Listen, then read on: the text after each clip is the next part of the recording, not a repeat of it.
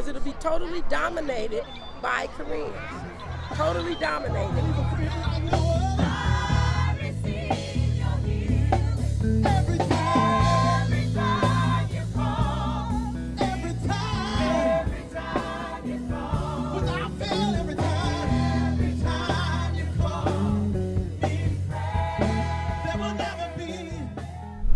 Richmond, California. The members of BOPSA are meeting here in the back room of a local beauty supply store. Black men positive ad in the magazine that we saw. Okay, so the total amount to 2,007. And finalized plans and a budget for the Black Hair Show they're promoting in just a few weeks. You see, we have a balance there.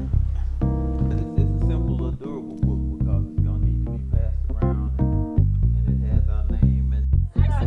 Okay, everyone take a look up here. This is the representative of the beginning stages of our BOPSA organization. These are the people that are working to make a difference and make a change. Action speaks louder than words.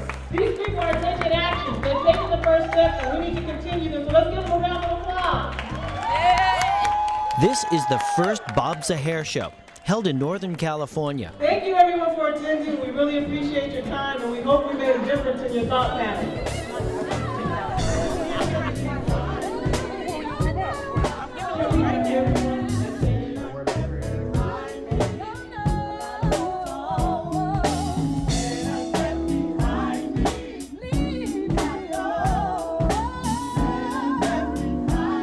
Funny thing happened in New York. I went into a Korean store and asked him if he could wholesale me some of the things he had. He told me no. I said, okay, if you could tell me where I could get it wholesale.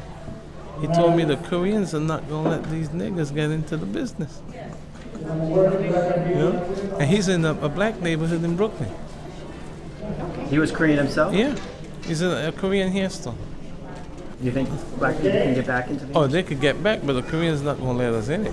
We have to do it ourselves.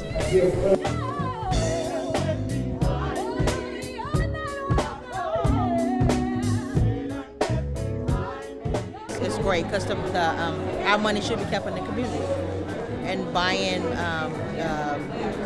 outside, buying with different ethnic groups, and they're not recycling money back into our communities. And this way it's staying in our community. Oh, it's beautiful, beautiful, beautiful, beautiful, beautiful. I love it, I love it, I love it.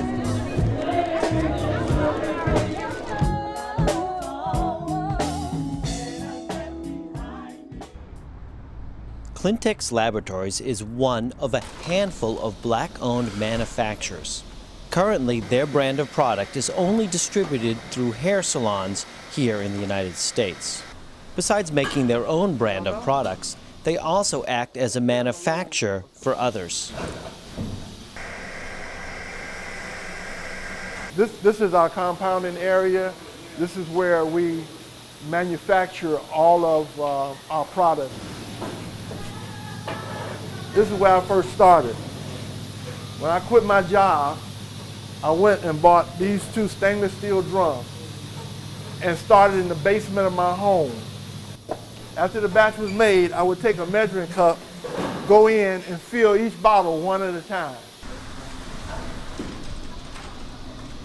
This is a regular relaxer, and the percent of sodium hydroxide is 1.9%. Even after more than 20 years in business, Steve Luster is unable to get distribution for his products from any of the Korean distributors.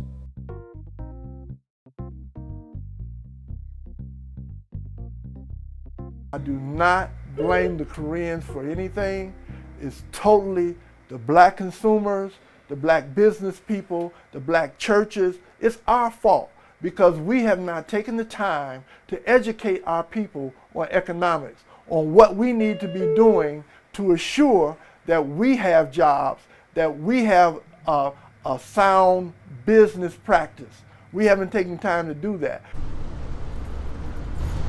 If there were two products and one product was $2 cheaper at the Korean store than a black-owned store, where would you shop? I don't know. I don't know. I'll be honest with you. Where would you shop? $2 cheaper, I'll probably shop at the Korean store. Thanks very much. I couldn't get a loan for a business. But as you can see, I am in business today. Okay? So you cannot depend on the government for a handout, and you cannot depend on people to help you. We have enough power as a group. If we have the ability to work together and pull together, we have enough economical resources within our race and our communities to turn this thing around. What do you think about the idea of a boycott? I think it would be a wonderful thing. I think that would be a thing that would get a lot of people's attention. I think a boycott would change the situations and where they are now. Like with the Koreans, for example, if they don't want to sell certain African Americans hair or whatnot for their business so that they can continue to progress, a boycott, stopping the dollars, would get everybody's attention. The story continues with members of BOBSA traveling across the country, including here in Pasadena, California, where they're informing people about the black hair industry, network, including showing them parts of the film that you've seen to this point. Where does the money go?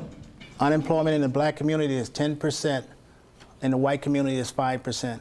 The only way we're going to change this trend is to look to each other to circulate that black dollar back into the black community. We have the power. I know we have the power. It's just a matter of us going forth and doing it. Next stop, Atlanta, Georgia. Then on to Chicago, Illinois. Is the black hair situation in Chicago the same as on the West Coast?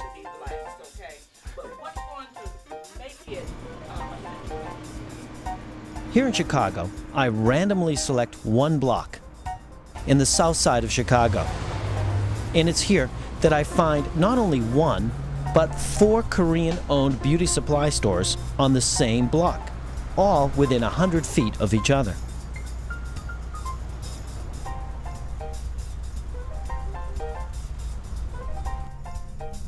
Look at this. This shows how this store is 33 years old, part of the history. But I have to replace with some of these hairs. Excuse me, girls. What town am I in? We're in Chicago. Chicago? Yeah, Chicago. And let's see your hairdo. Let's see it.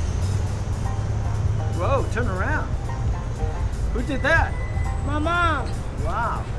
Now, I see a beauty supply store right across the street. Yeah. Is that black owned or Korean owned? I think that's Korean owned. Sorry? Korean owned. What do you think about the Koreans owning all the black beauty supply stores? Well, it's very not good because I think the black people should be able to own some things, and just not all Koreans should be able to own. But I think because why they're not doing it is because discouragement, and most black folks, they're really just like going to jail now because other people are convincing them to do other different things like crimes and different stuff like that. So that's why. How many black-owned beauty supply stores are there in Chicago that you know of? I don't.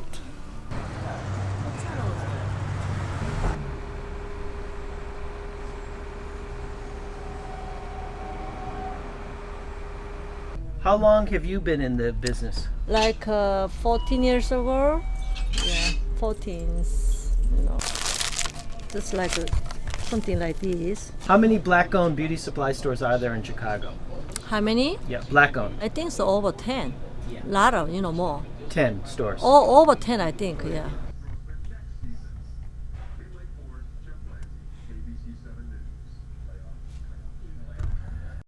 And how many Korean-owned beauty supplies? Koreans, so almost 80%. Maybe I think 300. Some 300 some different store. Like. This how the boys wear nowadays. They got braids. Yeah. This how they do. Check it out. Close look. Close look. Oh, Eddie get that Kane from the Chi-Town Chi-Town West Side. All right. Let them know where you at. Peace, Rep your set. True. Yeah. Now, Malcolm X talked about African-American women straightening their hair, didn't he? What do you have to say about that? Well, that was a situation back then that was occurring at the time.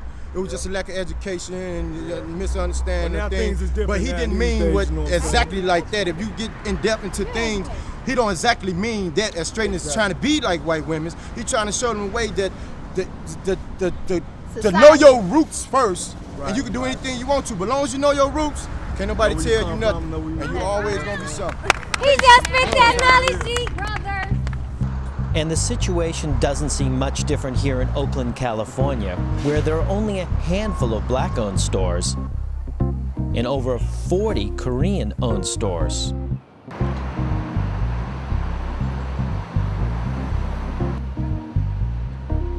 Including this Korean shop that just recently opened up next door to Oakland's famous Black Muslim bakery.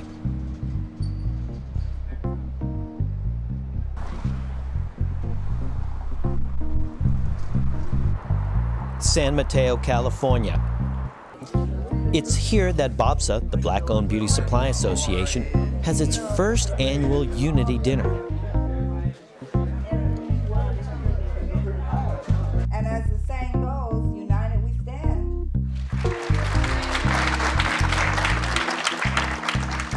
I think we all need to stick together because it's sad that these Koreans are making so much money off of us and they're not giving back anything to the community. They're not even really giving us jobs.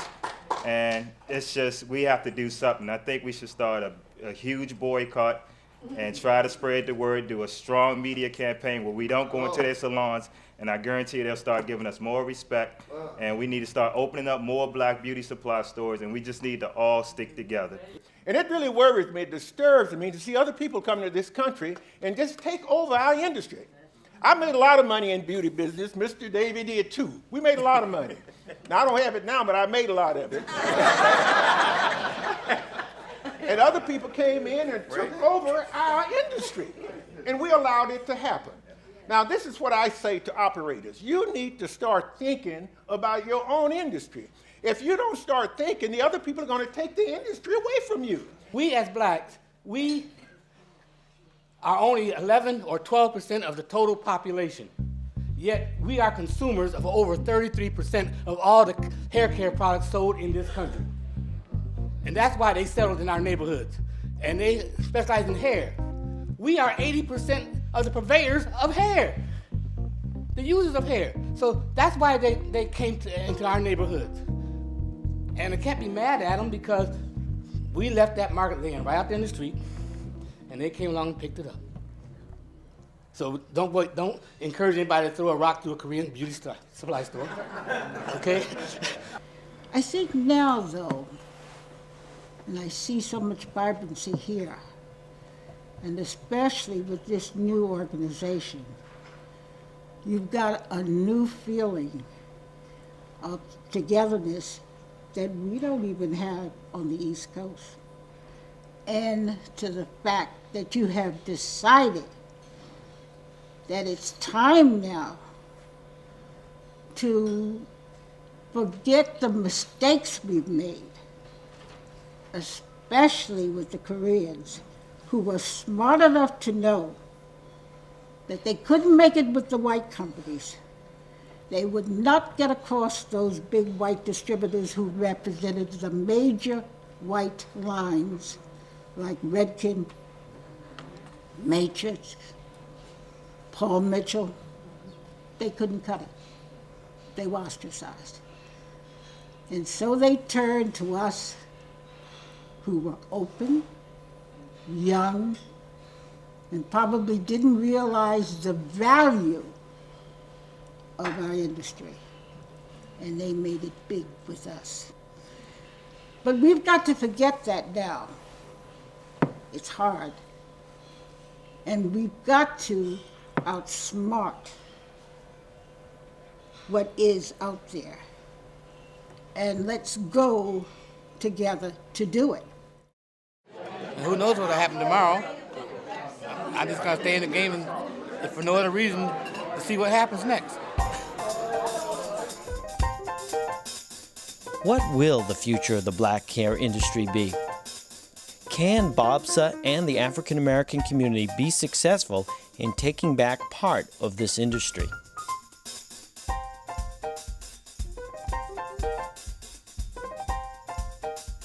It's ironic but true that the first American woman self-made millionaire was an African American named Madam C.J. Walker, who earned her fortune through the manufacture and distribution of black hair products.